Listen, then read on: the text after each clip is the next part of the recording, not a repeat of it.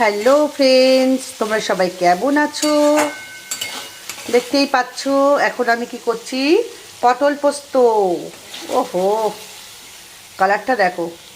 আর পোস্তের ভাগটা যদি বেশি থাকে না, খেতে বেশি ভালো লাগে। ওই নামেই পোস্ত, ওইভাবে খাই না, খেলে একটু ভালো পোস্ত দিয়েই খাই। দেখছো গামাখা মাখা কাঁচা লঙ্কা দিয়ে পোস্তটা পুরো রান্না কমপ্লিট হয়ে গেছে। এখন আমি নামাবো।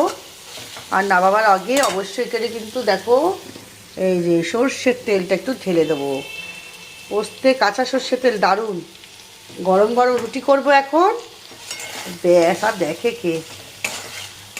চলো। ও, এটা কমানো ছিল।